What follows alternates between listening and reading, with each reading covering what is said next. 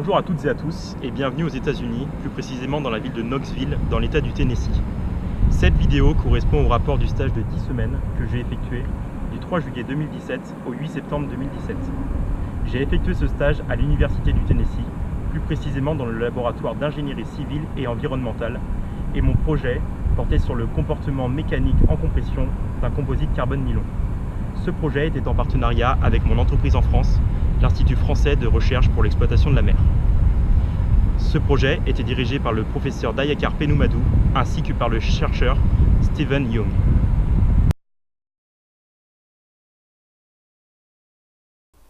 Tout d'abord, il est nécessaire de présenter l'Université du Tennessee. Cette université a été fondée en 1794 à Knoxville, dans le Tennessee. La superficie des installations est de 861 hectares et comporte des bâtiments de recherche, des salles de classe, des parcs, ainsi que des stades, tels le fameux Neyland Stadium ou encore la Thompson Bowling Arena. Un restaurant est aussi disponible pour la majorité des étudiants voulant se restaurer le midi. Le nombre d'étudiants annuels est de 28 000 et l'université dispose d'un budget de 760 millions d'euros.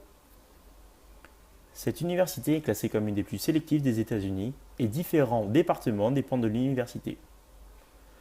Différents parcours permettent aux étudiants de trouver leur voie, tels l'agriculture, l'art, le droit, la biologie ou l'ingénierie.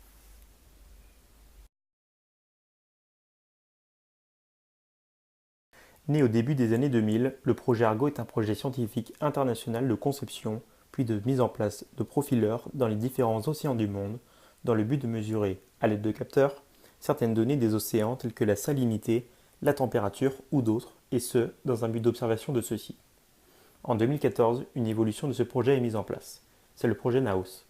Mon projet fait suite au développement du projet NAOS, projet augmentant la part de la contribution française dans le projet Argo. De nouveaux capteurs sont alors créés et la profondeur maximale de mesure y est augmentée de 2000 à 4000 mètres. Cette augmentation de profondeur est permise par l'utilisation de nouveaux matériaux, tels les matériaux composites et mousse syntactique, et le projet auquel j'ai pris part est lancé.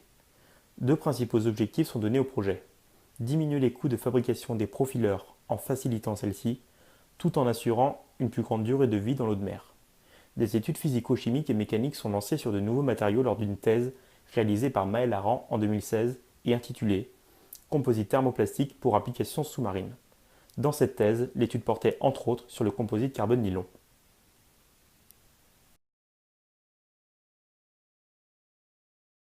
Durant mon stage, le sujet portait sur la compression du composite carbone-nylon avec la norme ASTM D6641. La vidéo que vous pouvez voir schématise l'essai que j'ai utilisé. Lors d'un essai, différentes mesures sont réalisées. Tout d'abord, la machine d'essai servo-hydraulique MTS d'une capacité de 100 kN enregistre le déplacement des morts ainsi que la force mesurée par le capteur. Ensuite, un ordinateur enregistre les déformations mesurées par deux jauges extensométriques placées sur chaque face de l'éprouvette. Enfin, un système optique permet l'acquisition d'images à intervalles réguliers durant l'essai. Ces images permettront d'obtenir un champ de déformation tridimensionnel après post-traitement par un logiciel de corrélation d'images numériques.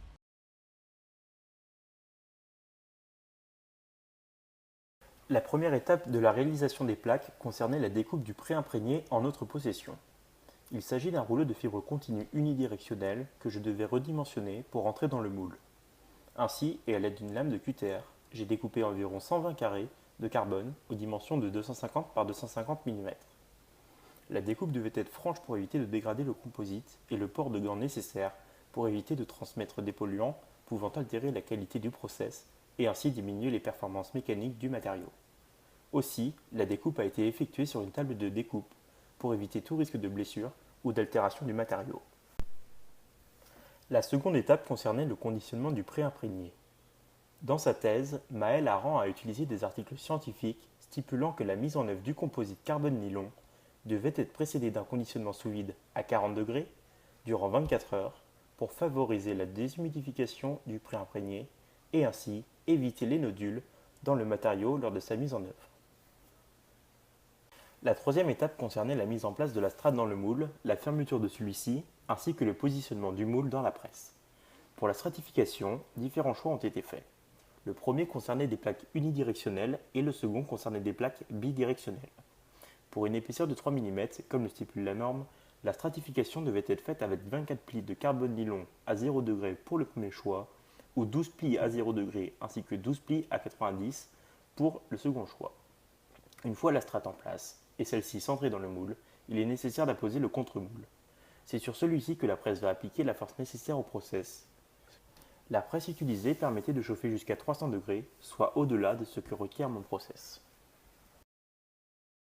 La quatrième étape consistait à instrumenter le moule par thermocouple. Relié à un ordinateur équipé du logiciel d'acquisition LabVIEW, les thermocouples donnent une mesure de température locale de la zone où ils sont. Le suivi de la température aux quatre coins du moule nous permet de connaître la cinétique de montée et de descente en température, celle-ci modifiant les propriétés mécaniques du matériau composite. La cinquième étape concernait la fermeture du moule. Celle-ci s'effectuait manuellement jusqu'au contact entre la presse et le contre-moule, puis le cycle enregistré en amont se mettait en route. Pour des raisons de confidentialité liées au process, je n'ai pas été autorisé par mon responsable à donner les différents segments de température et de pression. La sixième étape concernait le démoulage de la plaque. Ayant vaporisé un agent démoulant avant la stratification, celui-ci s'effectue sans trop de difficultés. Il est néanmoins nécessaire de faire attention à ne pas endommager la plaque avec des outils lors de cette étape. La septième et dernière étape consistait à usiner des éprouvettes pour réaliser les différents essais dont j'avais besoin.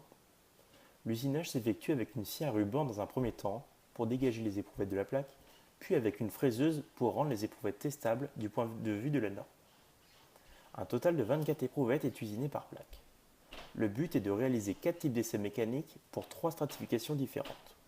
Dans le cadre de mon projet, 4 conditions de vieillissement hygroscopique étaient demandées, soit un total de 96 éprouvettes au minimum. Durant mon stage, j'ai réalisé 4 types d'essais mécaniques. Ces essais ont été réalisés avec 3 éprouvettes au minimum par condition, dans le but de déterminer un écart type. Le premier essai que je vais vous présenter est aussi le plus important. Cet essai nécessite d'avoir des éprouvettes aux géométries bien définies. La longueur de celle-ci doit être de 140 mm, la largeur de 12,5 mm et l'épaisseur de 3 mm. La vitesse de compression sera de 1,3 mm par minute et la contrainte instantanée est déterminée en divisant la force mesurée par le capteur par la section initiale de l'éprouvette. Suite aux mesures effectuées, différentes valeurs de déformation sont en notre possession. Tout d'abord, les mesures réalisées par corrélation d'image numérique. Plus juste, elles sont basées sur une moyenne de la zone visible de l'éprouvette. Aussi, nous avons les mesures réalisées par jauge extensométrique. Un peu moins juste que celles obtenues par corrélation d'image, mais plus répandues dans la communauté scientifique, elles permettront de faire une comparaison avec d'autres projets en cours. Par la suite, j'ai réalisé d'autres essais, tels que de la flexion 4 points symétrique, selon la norme ASTM D7264. Cet essai nécessitait des éprouvettes de 125 mm par 12, avec une épaisseur de 3 mm. La vitesse de compression était de 7,5 mm par minute, et l'essai se finissait pour une perte de charge de 10%. Cette vidéo accélérée montre le déroulement de l'essai. Ce graphique, quant à lui, présente la reproductibilité de ce type d'essai avec un écart type de 3% sur le module d'élasticité longitudinale. Au même titre, j'ai réalisé des essais de flexion 3 points à appui rapproché respectant la norme ASTM D2344. Ces essais nécessitaient des éprouvettes de 18 mm par 6 et la vitesse de sollicitation était de 1 mm par minute. La contrainte était déterminée en fonction des dimensions de l'éprouvette et de la force appliquée sur celle-ci. La vidéo que vous pouvez voir représente l'essai en accéléré. Les courbes obtenues sont celles présentées sur ce graphe, avec une bonne reproductibilité, malgré quelques doutes quant à l'essai pour ce type de matériaux. Pour conclure, je peux dire que ce stage m'aura permis de compléter mes compétences en mécanique du solide, ainsi qu'en matériaux composites et polymères pour la partie scientifique, ainsi qu'en gestion de projet et en anglais. Le programme du stage était très ambitieux mais n'a pas été respecté dans son intégralité, la faute à des pertes de temps récurrentes du fait de l'absence de matériel ou de dysfonctionnement. Néanmoins, ce stage est une réussite pour moi, puisque j'ai pu avancer au maximum de ce que je pouvais faire, et j'ai eu la chance de côtoyer des chercheurs étrangers. Par ailleurs, mon intégration s'est très bien déroulée, l'anglais technique étant essentiel dans ce genre de projet, j'ai pu aussi progresser de ce point de vue-là. Merci de votre écoute, et à présent nous allons passer à la deuxième vidéo.